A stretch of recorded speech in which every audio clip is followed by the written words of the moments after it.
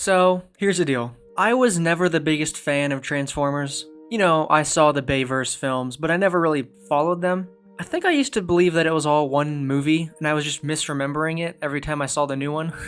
Because let's be real, they were all kind of the same. But hey, you know, kind of like the Godzilla franchise, as long as you're having fun, that's really what matters here. And they were fun for a while. By the last night, I think I had checked out. But a few years later, I did decide to see Bumblebee, and I thought that it was a great new direction for the franchise, because they clearly understood that they needed to start out in a more grounded place than where the Bayverse left off. They had the Marvel problem, you just keep scaling up and up and up, keep getting bigger and badder baddies, and you just lose the audience. Ain't nobody give a shit about Kang, okay? And nobody wanted to see Earth become Unicron.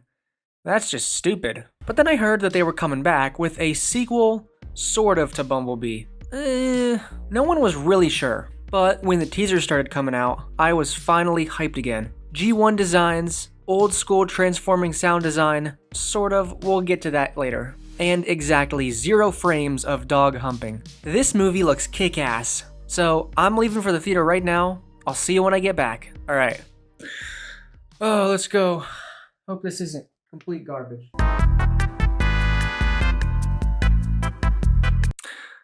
Kick-ass was an extreme understatement.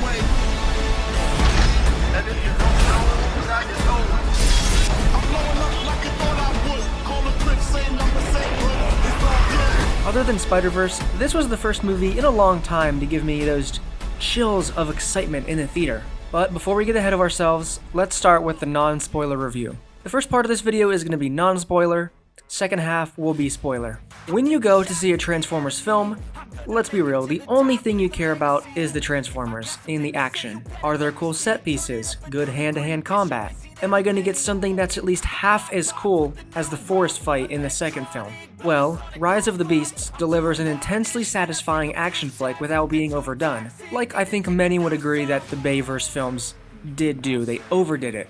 It's just a maelstrom of metal clanging against metal. Nobody could tell what the hell was happening. I think 3C Films put it best in his spoiler review. I can actually tell who's fighting who this time. If you've cleared that bar, well, thank God.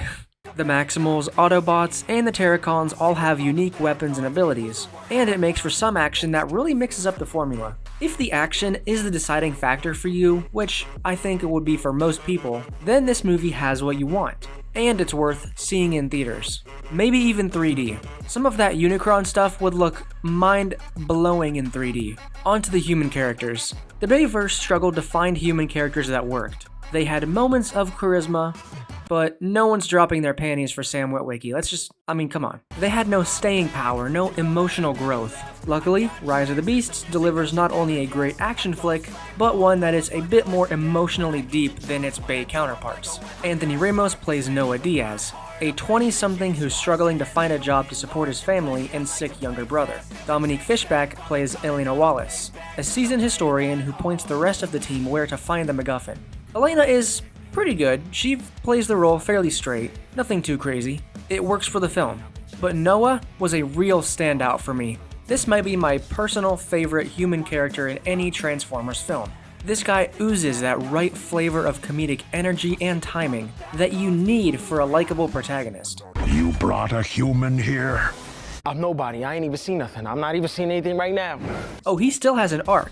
A major character flaw that actually mirrors Optimus Prime, and the film really digs deep into that connection that he has with the Autobots. In my opinion, Rise of the Beasts has the best human characters in any Transformers film. Maybe Haley Steinfeld is on the same level, but yeah, this is definitely a leap and bound better than the Bayverse.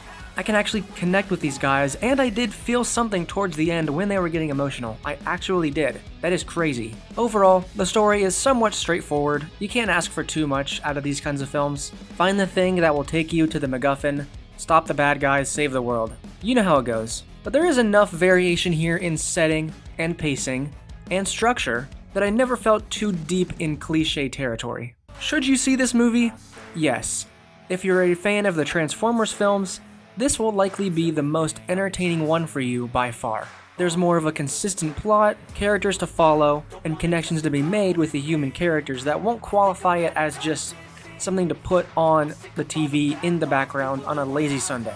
See it in theaters, get this kick-ass Optimus Prime popcorn bucket, and have some fun. This concludes the spoiler-free part of this video, and before we get to the spoiler review, I'm gonna throw it over to my colleague and friend, the BC, whose channel you should definitely subscribe to, link in the description. He's here to give his personal ranking of Transformers films. Take it away. Hey guys, I'm the BC. I don't think you know me, but I'm a film reviewer YouTuber who hasn't made a video in like 2 years, but let's put that aside because Candles has asked me to rank the Transformers movies. Candles might have said that I know about Transformers. That's not really the case. I'm definitely not an expert, but I have seen all of the movies, so I'm going to rank them. Coming in last place is Transformers 4, Age of Extinction. I thought it was abysmal, I thought it was boring, the Autobots are annoying, the human characters are annoying, Mark Wahlberg is a terrible replacement for Shia LaBeouf, there's a weird subplot about the age of consent.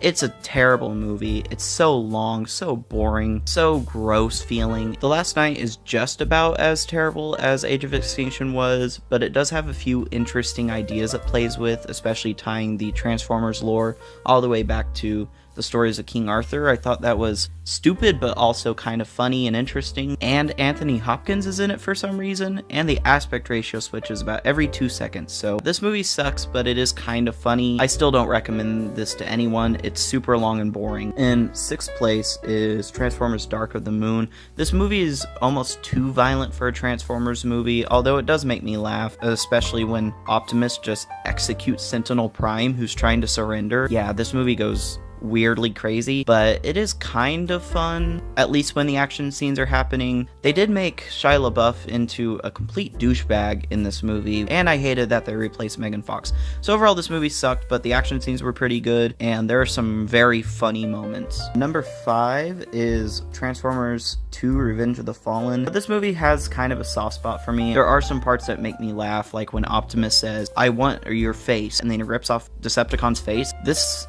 is insane. It was so weird and funny, but I don't know, it kind of worked for me. I understand why people sometimes say this is the worst one of the series, but in my opinion, it's so bad it's kind of good. Number 4 is Transformers 1. This movie's actually like fine, good action scenes. I thought Shia LaBeouf did an okay job. Even in the first movie, it still had a lot of the issues that carried on throughout the rest of them, but they are the least egregious in this movie. This movie is like okay, it's definitely the best of the Michael Bay movies. Number 3 is Transformers Rise of the Beast. It's so nice to watch a Transformers movie that isn't gross, isn't over-sexualized, doesn't have a ton of lens flares. It's so removed from the Michael Bay-ness of it all that it just feels kind of nice and pleasant and fun.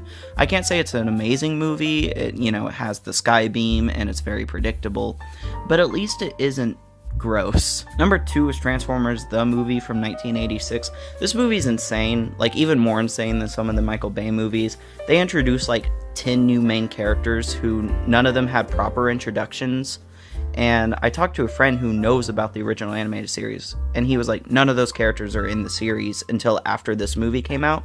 So these characters literally do not have proper introductions, but it's still fun. This movie has a huge death count for an animated movie for kids. The soundtrack is awesome. It has Lion's updated Transformers theme and Lion's You've Got the Touch. It also has Weird Al Yankovic's Dare to Be Stupid. So it's a crazy great soundtrack, beautiful animation, awesome action sequences. Again, I can't say much of it makes actual sense, but it is fun. Number 1 is Bumblebee. This movie was great. Of course, it's very tropey. It falls into the misunderstood kid finds big creature and develops a bond. Like, it's basically the Iron Giant or E.T., but it works. It's a good formula, and it works for this movie, and it's sweet, and it's funny, and it's heartfelt, and it's nice and pleasant, and it still has dope action sequences. It just really worked for me. So thank you so much, Candles, for letting me participate in this. You can find me on YouTube as the BC. You can find me on Letterboxd as the_BC, and anywhere else I'm some variation of the BC. So thank you so much for watching, and back to you. Now for the spoiler review. First order of business, alright, the Maximals. So I really enjoyed Optimus Primal and Air Razor, but everyone else felt a bit flat. I don't know anything about the Maximals at all, because I would never watch that original Beast Wars, but Optimus Primal did have a good character arc, and so did Air Razor. But man, I wanted to see more of Cheetor just because I really like that design. In that first teaser, when that shot pops up on the screen, that's so awesome, but we barely got to see any of him. Basically none at all. Their Transformers forms, we get to see for like maybe 3 seconds of screen time. That is criminal. I really wish they were in the movie more, but if they do make a prequel film or series about the Maximals, I'd be okay with that. Now, the cold open. This movie has a cold open just like Bumblebee, and while Bumblebee's still might edge this one out just a bit, based purely on wow factor alone,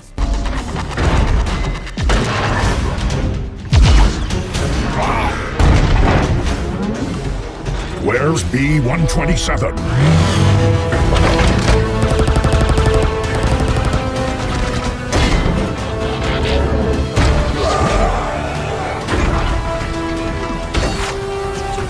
this one is still really good. Seeing the Maximals in the future and Unicron eating the planet, very menacing energy, and his voice is awesome. That title card goes so hard, might be my favorite. Ooh, I don't know if it's gonna be better than that first Transformers title card, but it's pretty good. Really good, in fact. This cold open definitely hits the spot and has, I'd say, perfect pacing. That is rare for a Transformers film. For a single scene to have perfect pacing, this one nails it. So, I was fully expecting Mirage to be annoying.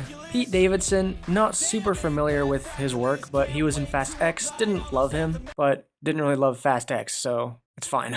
But no, he's actually great. Mirage brings a lot of the more comedic elements, and most of them actually do land.